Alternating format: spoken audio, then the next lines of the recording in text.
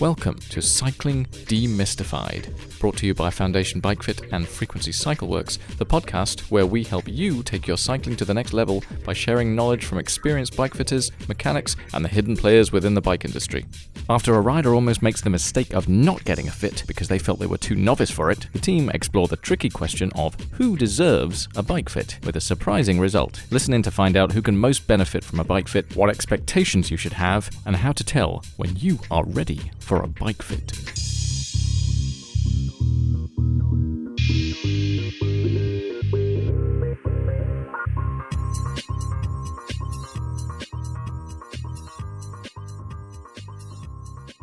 Welcome to Cycling Demystified. Do we have to do that voice? Now Matt says something. I don't know. We didn't script this. Okay. I've got a whiteboard behind me. What are we talking about? Well, today we are going to talk about who deserves a bike fit, or who are you ready for a bike fit? Deserves a bike fit. Yes. Is it a controversial topic? I don't know. It's a bit. I don't think controversial is a word that we can use when it comes to. No, it's a bit triggering. Triggering. Does this podcast come with a trigger warning? Can we get one of those the things you put on rap albums? A little sticker. ESRB. Oh, rather than explicit content, it's like trigger warning. So I used to put it'd go like when you're like 12, 13, you go Woolies buying albums on Saturday, you get like, I'm getting this one, it's got swearing whatever it is, it's like, you come back with like, Dr. Dre's latest offering, and your mum's like, what is that? So it's not for you, Mum. No, listen, Mum, it's art. It's art. Yeah. Well, we're not going there today, but we are going to talk about who deserves a bike fit and if everyone needs a bike fit or not. Just after some talking to different bike riders, I get to talk to a lot of riders who are looking for bike fits and thinking about bike fits. So this seems to come up a lot. And particularly with novice riders or people who consider themselves novice riders and are not really sure if they need a bike fit or not, or the title of this podcast comes from one particular lady who thought she did not deserve a bike fit because she was a novice rider. So we're going to explore that topic, figure out who needs a bike fit, and I think the underlying question really is, are you ready for a bike fit? So, lots of stuff to unpack there, and Ev, you can certainly be the fly on the wall. No, I was going to say mediator as me and Matt kind of start going deeper into our rants. I'm going to be like the ref in the Mike Tyson versus what's that weedy guy's name? McGregor. No. Francis. No, not Francis. No, whoever he is, I don't know. The guy from I don't know. Is he a YouTuber or something? Oh, Jake Paul. Jake Paul. Mate, you want it? I mean, 2 first names for a start. Yeah, it's not a good start. That's like exhibition match. I know nothing about boxing apart from watching Mike Tyson fights on a Sunday morning when I was a kid. How we got onto Mike Tyson? I don't know. The only thing I watched with Mike Tyson is The Simpsons when he had a cameo on that, which is brilliant. But anyway, let's we can't help it. Chit chat. Let's give the people what they want. So, who wants to go first? Who deserves a bike fit? Or do you want to go, Matt, or do you want to? I think deserves makes it sound. I would start with the other thing. Who needs a bike fit? Who needs a bike fit? So not everyone needs a bike fit, but I think everyone can benefit from a bike fit. And why doesn't everyone need a bike fit? It depends. Many reasons that escape my brain right now. Okay, let's start with... but I think not everyone needs a bike fit because it depends on what you want to get from your bike fit, right? Are you having pain, discomfort? By the way, I'm talking about Barry White here because I just had a cold. I'm not quite over it yet, but anyway. You like it? It's jazzy. It's many things. But yeah, overdub some like bass lines. But if you're not having any pains, discomforts, you're not worried about racing or going fast, you just want to ride your bike, that might be fine. But in that case, you wouldn't even think about. You wouldn't even know a bike fit exists. Yeah, exactly. And a lot of people don't. And those people don't necessarily need a bike fit. Yeah. They might benefit from one, but they don't necessarily need one. Yeah. But it's fine because if they ride long enough on public roads, somebody will tell them. Some gracious member of the cycling public. Some gracious mate, young man. I wouldn't do it like that. You need to get bike fit. Your saddle's too low. Saddle's too low, mate. Yeah. Still raw from your public encounter, You Matt. picked the wrong person. Do this for a living, mate. Have a word.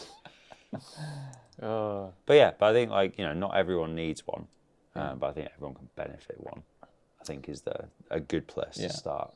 Yeah. And I think where we see this most often is from people who are just starting out in cycling or triathlon, and they probably encounter their friends or some club mates or someone who just says, "Oh, you need to go get a bike fit. You need to go get a bike fit. It's the best thing you can do."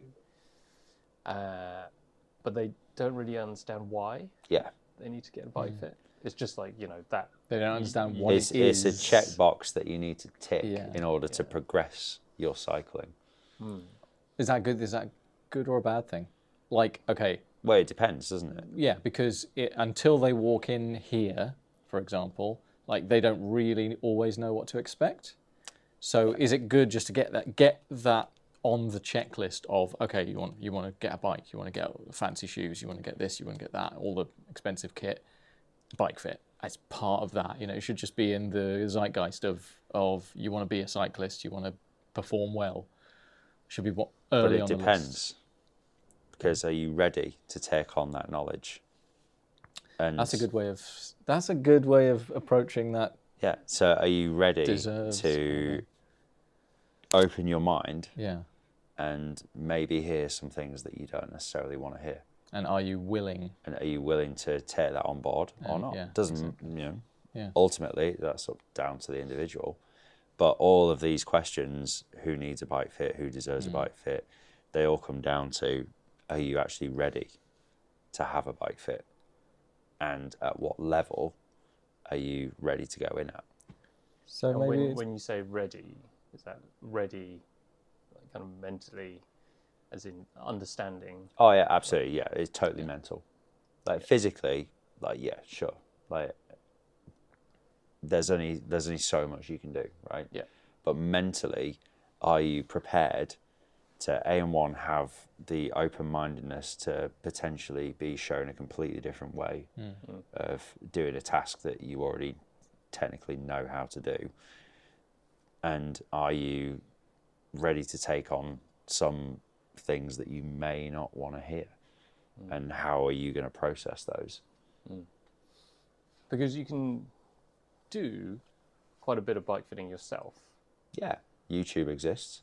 Yeah. You get And bit of the way there. When you pick up your bike from the bike shop, you expect that they do. You would hope. Yeah, if you go to a good bike shop, then they'll at least make an effort to get your seat in the right place or make sure you're on the right frame and so on. So it will always get you so far. So at what point then do people start looking for a bike fit? And how do you distinguish between the bike shop setting up your bike so it's rideable, so you can leave the shop after you've paid for it, and getting a professional bike fit, which can be is a whole other level. Yeah, I think Matt touched on this earlier on how, it's all about different levels. So if you're just riding your bike to the shops 5 minutes every day just to pick up the local groceries and ride back again, you don't need a bike fit.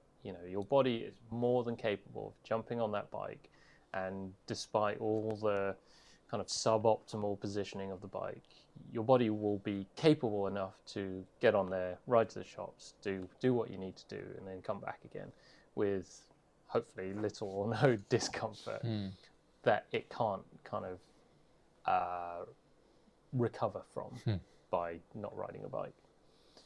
As soon as you start doing an activity like cycling for an extended period of time under more intensity or more frequency, like you're commuting on your bike every day, then you're asking more of your body and you're repeating the same movement patterns over and over. And as we all know, cycling is an extremely repetitive activity. You're doing 10,000 pedal strokes an hour. So if you're repeating the same movements over and over, we all know that our bodies are very good at learning those movement patterns and ingraining those movement patterns. So the question becomes then, are you making good movement? Are you ingraining good movement patterns? Are you doing your body any damage by moving in a poor kind of fashion or setting yourself up in a poor environment? And interestingly, I think most people actually do, well, most people who come to us will have a question that they want answered. Yeah. Because something has created a question within them. Usually that's their body, usually it's pain. Pain is the greatest teacher. Pain is just your body trying to communicate something to you. And so the vast majority of people who come to us certainly come to us because they're experiencing some kind of pain and they're trying to discover, is that a necessary pain, or is this, pain that is solvable? Does it need to be there? But also some people do come to us because they've been told they need a bike fit. Right. Yeah, and more often than you'd think. Yeah, and those are often the trickiest bike fits to do, because they don't really know what to expect, or why they're here. Yeah, why they're there. Basically, yeah. So it's like learning a new language, right? If I told you just have to learn Japanese, you're like, but why? There's this really foreign language which is really tricky. Like, no, you just have to go and do it. And you turn up to Japanese class, whatever, and you've got to do all this stuff. If you're not invested in it, if you don't understand why or see the benefits or have an interest in figuring out like why learning Japanese could be really useful, then you're just not going to be invested in that process. You're just not going to get as much out of the process as you could be. And a bike fit, you spend a long time with us. You spend 2 hours, 4 hours with us. That's a commitment of time and effort. So if you're going to do that, you might as well understand why you want to do it. You might as well be into it. Yeah. Or get the most out of that time investment that you have for that kind of session. It's like people who want to get their bikes fixed. Yeah. Like they come to you, Ev, because there's an issue with their bike, but they wait until there's an issue. Yeah, right. But that's human nature, though, isn't it? Yeah, of course. Like, you don't do the prehab. Yeah, you don't do the prehab. It's like, rehab's a thing, but no, prehab, I don't want to do that. But it's human nature, isn't it? It's like, it's not a problem until it becomes a problem. It's a throwaway society. People don't, that's the way that they think about their bodies as well, I think. It's that people aren't necessarily taught to maintain what I think they we have. take it for granted. Yeah. So it's like, it's as good as it's ever been is quite an interesting phrase. Yeah. It's like, you think about your body, right? Yeah. Like the reason we got into bike fitting was messing up our own bodies and trying to figure it out. So how most bike fitters get into it. But it's like, it's, you don't know what you've had until it's gone. In terms of like, lots of things in life, but like, your bodily function, like, you could do this 10 years ago and now you can't do it. And it's like, what's the cost, of making these decisions? But it's like a watch pot, because these things happen very, very slowly over a number of years, and people won't really, they won't see it coming until they do something. So if we're not particularly talking about like athletes here who do it, No. you know, morning, noon, and night. But let's say somebody, Ride London's coming up. We're getting a lot of people coming through the door who are preparing for that, and it's like the London Marathon. It's like you don't run, you're not a runner, but you've signed up for the marathon, so now you've got to do that, and Well, that's it's a big commitment. expectations, isn't it? Exactly. It's managing expectations, and where you want to be and where you are could be greatly different destinations or places.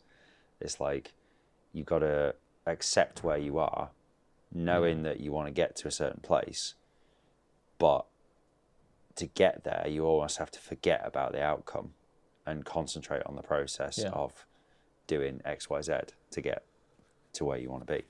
And it's the same with like coming in for a bike fit.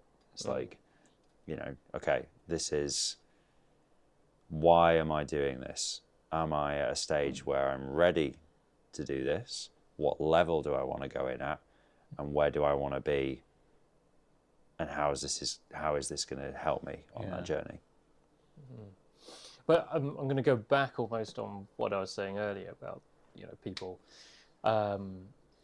not coming in for a bike fit, not really knowing like kind of why they're there. I think the next level is actually the barrier for entry into a bike fit and getting the benefits of a bike fit are actually pretty low. Like we talked about, if you're riding to the shops for 5 minutes, then you don't need a bike fit. But as soon as you start doing anything on a regular kind of basis, or kind of putting your body through, even like, a regular ride every weekend, that's still repetitive doing it. And so that's where the benefits for bike fits could definitely come into play. And I think most people who are getting into cycling feel that you need to be, I don't know, like a pro level kind of person to get a bike fit.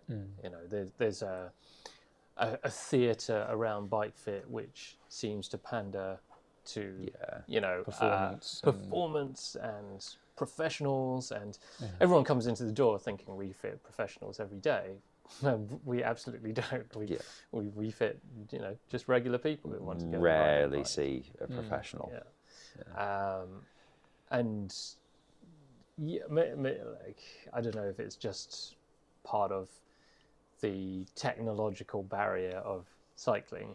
There is a barrier of all shiny technological innovation, electronic gears and stuff like that, that may be a little bit intimidating for people, and that seems to be associated with the technology that comes within a bike fit environment, or certainly what bike fit has been sold as, a technology-based service in the past. But and this is this is probably where we differ quite a lot, in that we focus very much on the human and the rider and the body, far more than the kind of technological side of it, and that's maybe we're not the right kind of bike fitters for a lot of people, in that it's not an event, as you said. It's not just a one-off, like bam, this is your position, set, done. It's a learning process that you go through, and you discover and you make choices for your own good and your own riding, and you develop and you come back in, and we kind of keep working on it. So it's not just a one and done. And maybe it's that kind of process which, I don't know, maybe we don't communicate it well enough. Well, maybe bike fit as a term doesn't do it enough justice. Yeah. Maybe it's not. Lifestyle optimization. That's one way to put it. But no, it's like you're learning how to do a task, aren't you? Yeah.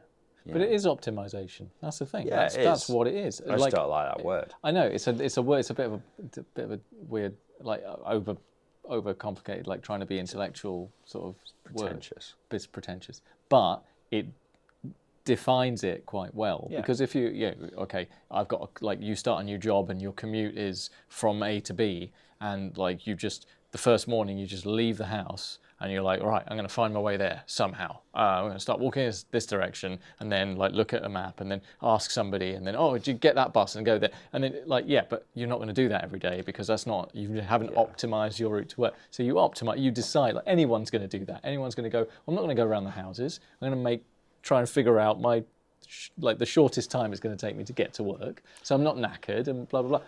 And so that's the same in everything that you do. You want to optimize it. I don't know if there's another less pretentious word for it, but you do want to optimize it. Why would you want riding your bike to be either painful or just laboring, or In the way I would put it, is just be like, you're just learning how to ride a bike. You literally learn. Yeah, we all know how to ride bikes, but do you really know how to ride a bike? That's what I was going to say. And exactly. I look at Bike Fit as essentially teaching people how to ride bikes within the context of quote unquote optimizing their position. That's a lot of it. What though, is the cause and effect of doing this? So you change one thing on a bike, everything changes. Yeah. What is the consequence? And if the more knowledge and information you have, the better decisions that you can make as you go through your cycling journey, whether that's just being more comfortable on your commute, or if you're looking to optimize and get performance benefits. The word is confidence, right? Yeah. As being confident riding your bike. If you're a good bike rider, if you listen to people who know a lot about it, and you take on that information, and you become a more confident rider, everything is better. But this is exactly why, like, Bike Fit is, even sometimes probably you could argue even more important for newer cyclists than it is for those of us who've been doing it ages, because you're compounding those good habits, you're developing those good movement patterns, and you're learning things, like your curve for like absorbing information and like learning new functions. You're so much more malleable when you're new to something. Because you haven't ingrained all that bad movement. Exactly, yeah. Or it's not bad, but you know what I mean? It's like that suboptimal movement. Yeah. So arguably it's more important for newer riders to come and do this than it is for people who've been doing it for a long time. Particularly if you're somebody in the market for a new bike, you haven't bought one yet, like figure out what.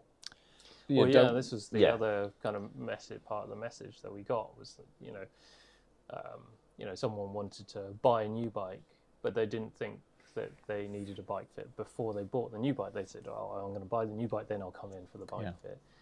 And actually, it works the opposite way around. You need to do the bike fit before you buy the new bike, so you know that the new bike is going to fit you and work well for you, rather than the other way around. Yeah. I mean, let's put it a bit more frankly. Like, are you willing to take a chance on thousands and thousands of pounds worth of bike, not knowing that it's going to fit you or not?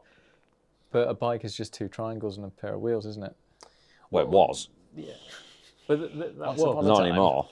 I think the answer to your question, Matt, is like, well, yes. I think most people are willing to risk that because their awareness level for even like bike fitting existing isn't there yet. Yeah. Like, they didn't even know that bike fit exists. Like most people know that bike fit exists when they run into pain or injury, and then because they bought a bike that doesn't fit them. Yeah, and then all of a sudden they're like, oh, what's the solution to this problem? Yeah. Why am I getting this? Who can help me figure this out? Oh, okay, there's a guy called like a bike fitter. Yeah. So, and it's important that we operate at that level, but we could also be operating at, the level of helping people before they even get into that kind of purchasing decision. And this is where, we're constantly fighting against, marketing and the bike industry, whose job is to just sell bikes. Like, that's and the more obstacles you put in the way of a sale, the less profit that company is going to make. And so, but they're not. They lack long-term thinking. I mean, it's just simply awareness. It's awareness. Well, yeah, but it's related, isn't it? Because it's like they're thinking, oh, we need to sell as many units as possible. It doesn't matter if it turns out to be we sold somebody a dud and then they end up selling it on the second-hand market. Yeah. But there's no responsibility there, is there? Yeah, they don't care. From They just online, especially from the online model, the direct-to-consumer model of bike, there's no responsibility. Once you hit click and go, like, who reads the terms and conditions on Canyon's website? Nobody. Like, you know. You said the C word, we have to have a buzzer. Like sorry. like QI. Sorry, yeah. Mate, they totally deserve it. Like, But the thing is, if you were to go on like something like Canyon's website or something, you're going to see, that looks like a nice bike, and then you're going to see a size chart, and then you're going to see that they do lots of different sizes and blah blah blah. The geometry charts are wicked. Right? They give you all the information. You just can't adjust any of it. You can't adjust it, and it's like, okay, there's a big difference between a small and medium, or a medium and large. So, but a lot of people won't see that. Yeah. They're just like, I'll just make do with, It's not even I'll make do. It's, I'm this tall. Yeah. This is what the size chart says. To be Crack honest, on. bike 10 grand later, and 2 weeks later, your bike turns up. Yeah. And then I carnage ensues. I blame the bike shops that no longer exist. For a reason, is that you walk in there, they look you up and down, you go, you're about my height, I ride you're this. You're 58, mate. Mate, it's like, what are you doing? Everyone's a 58. Yeah. It's just like the whole thing, like basing it on height, which is just ridiculous, But most people still don't really know that. So but this is why people, everyone deserves a bike fit, because why would you not have enough that respect for yourself to want better? Who are the most important people if you had to write in a hierarchy of people, and I mean things like occupations and stuff like that, who is top of your list? This is a loaded question. I'm looking for a particular answer. Who's top of your list to get a bike fit? Shall I give you? Don't give me that. Shall I give you the answer? People who work in bike shops. Oh, that's an excellent. That's a good answer, actually. Right, because if they're educated, because they do get educated in lots of things, like how to sell something or how to try to make it feel like it was a customer's idea. I don't think it's selling. I think it's enabling. Enabling. Well, enabling is selling. Another is word. The ability to get someone to buy something that they don't want. This is true. You just or they don't know that. Yeah, or they don't know that they want. You just you're selling bikes. You're just enabling. Well, that's why it's so easy. I was very good bikes. at enabling. Because bike sales. If somebody's walked into a bike shop, they're not looking for a pair of socks. Well, they might be looking for a pair of socks, but they're in a bike shop. They're excited to be there, and they want to spend money. Yeah, generally. They already so you're have just an enabler. Budget in mind. Yeah. Yeah. But if the person doing the enabling has had a bike fit and understands what the process is, and that it's not like, it's a mumbo So I'll throw jumbo. this back at you. Go on then. They need to have a good bike fit, because not all bike fits are equal, as we know. But this is the historical kind of barrier that's been in place, in that bike fit systems like Retool. Buzzer. We've had the C word and the R word. Sell Italian. They were all developed primarily to help bike shops to sell more bikes 100%. by making bike fit easier. Going to get another nasty comment on Instagram.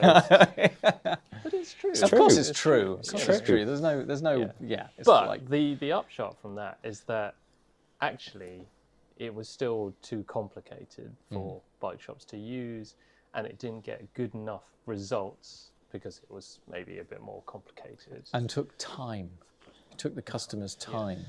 And I don't know, I can't tell you how many bike shops that I've been into or worked in, whatever, where there was a bike fitting system, even if it was a simple camera and a turbo trainer or whatever, even if it was a fairly simple thing, they just gathered dust in the corner. They never got used. Is it shop floor space, isn't it? Yeah, exactly. Traditionally it was it's just taking up loads of space where we could fit in like 20 bikes. Yeah. When in fact what they should have done is put it right in the middle. It should have been pride of place. And But you're absolutely right though. It's short-term thinking of the sale and so on, and not investing in that knowledge that will help you both sell better, retain more customers, retain happier customers, get people enjoying their bike so that they come back and buy another bike. Exactly, yeah. Or the ideal scenario, and it's happened to me, which is good because when you're nice to people and you help them out, and you're actually honest with them, they buy a bike, they're really happy, they go away, and a couple of weeks later they walk in with their mate. And they're like, they literally walk up and point at you. Yeah. Like, that's the guy. He sold me this bike. He's really good. Like, go talk to him. And they'll come in. They'll seek you out. If they walk in without a mate and they point at you, and they have a gun, it's different thing. But I submit to you, though, the two of you, professionals, that bike fit is still very much in its infancy, in terms of bike fit within the bike or the cycling industry. And that's why perhaps not all bike fitters are the same. And I don't mean that there are different bike fitters. Some are more sports performance orientated, some are more fit, sort of like, comfort, injury prevention orientated. But I'm talking about good and bad.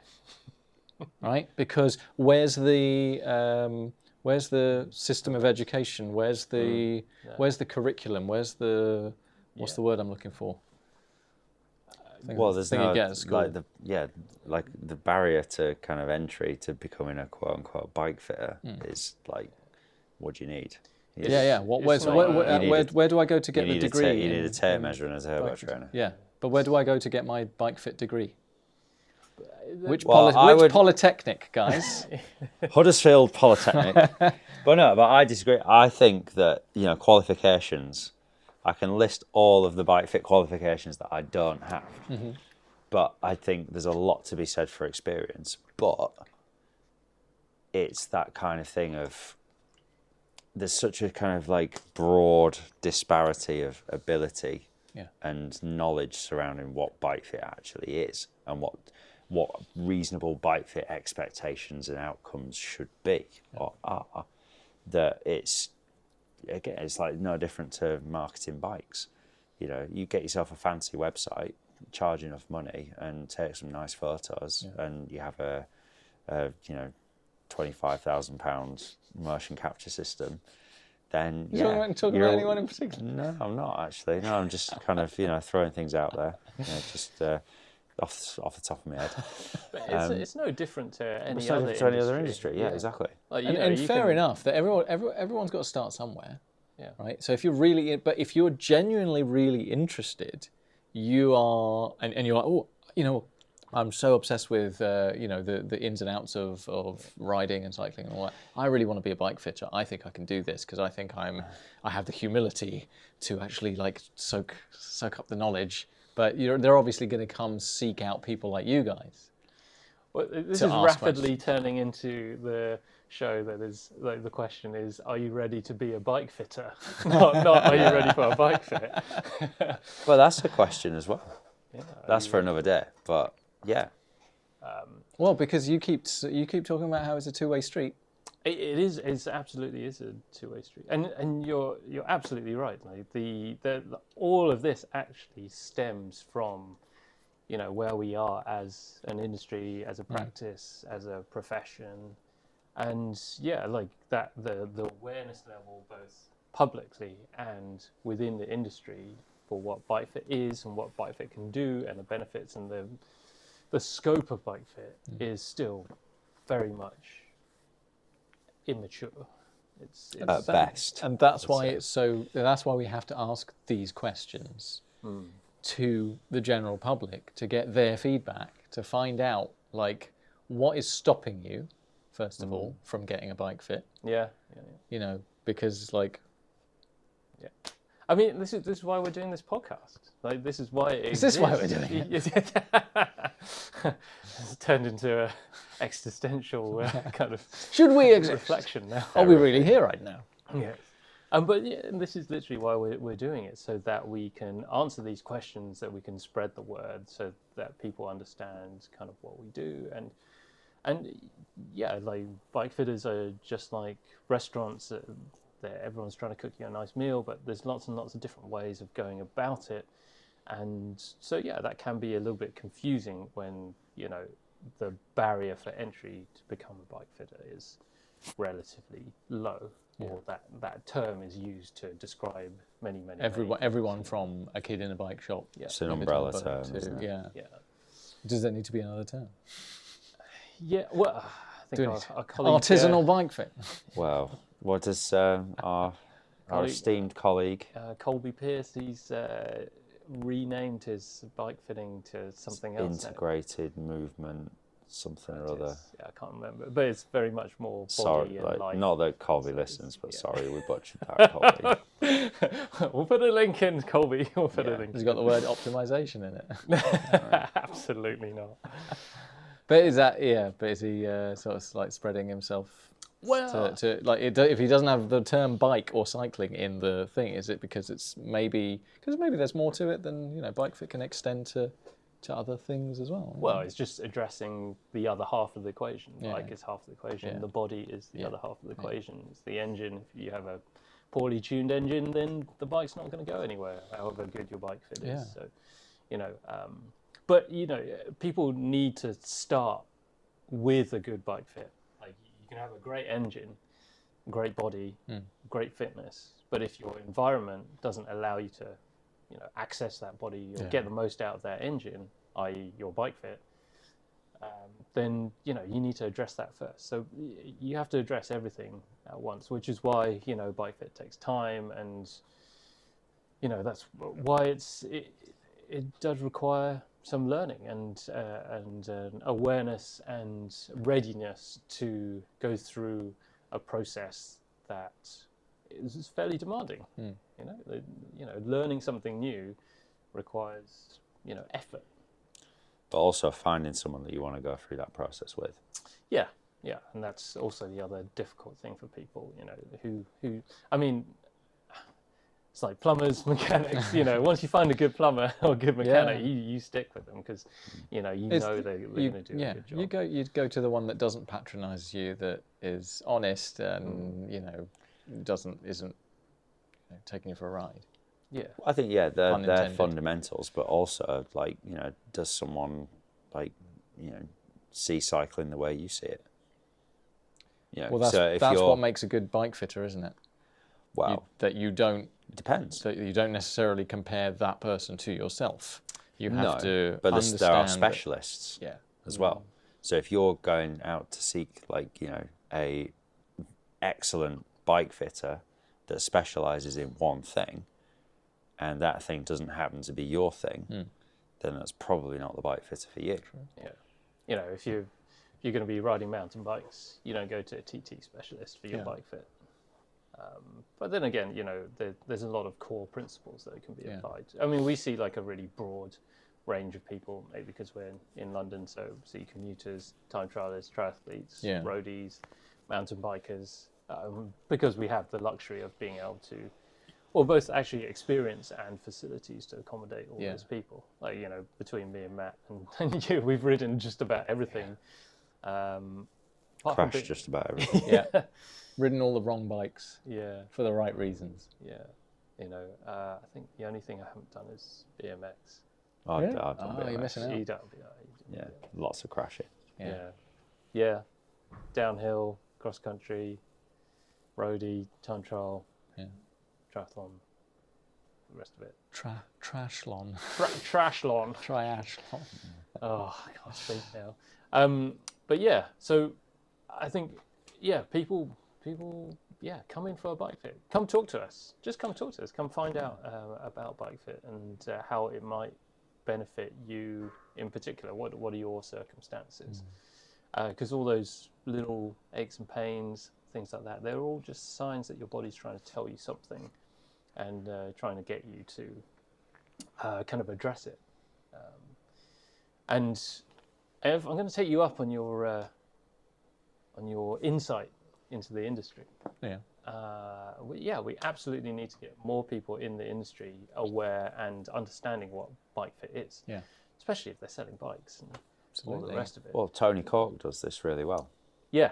So he kind of offers, both education, but also an industry discount. Yeah. So we're going to do the same. We're going to offer anyone who comes in, anyone who works in the industry, we're going to offer them an industry discount. This is literally just happened, right? Yeah. This is like hot off the press. This happened in a text to me this morning, didn't it? Yeah, well, like let's do it, like, because we need to serve our industry and it helps everybody. Yeah, because I keep telling people and they don't seem to understand because they watch a YouTube video on how giants sell 7 trillion billion bicycles a year or something, and I keep not as many as they used to. Not as many as they used to, but I keep telling people that they're not those million bikes or whatever. They are not all TCRs, right? No, that's true. Believe it or not, they the cycling industry, the bike industry is still tiny, and so whenever somebody's like, "Oh, bikes are so expensive, we can get a motorbike for that price," yeah, because they're subsidised by governments all around the world. The bike industry is tiny. It's still a cottage industry. No matter how big people think or the bike companies make it out to be as if it's this big thing, still really small numbers, still really tiny. That's why they drop like flies when when there's 6 months of people not really buying very much stuff. All of a sudden, a bunch of companies lay hundreds of people off. And so it's a passion-led industry. It's a passion-led industry, and that's why communication is key, not only between people like us and the customers, but between people like us and other people in the industry.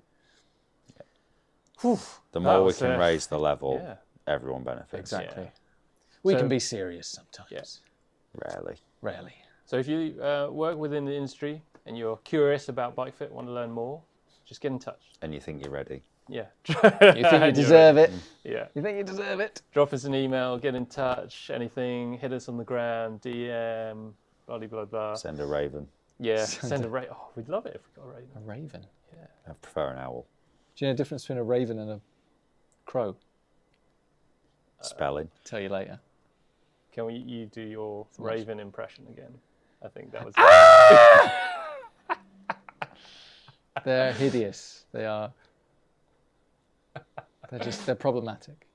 And if everyone else hasn't tuned out by then, if you haven't had a bike fit, if you've made it this far, and you still have questions about bike fit, and you don't know if you deserve one or you're ready for one, just get in touch anyway. But we'd love to know your thoughts.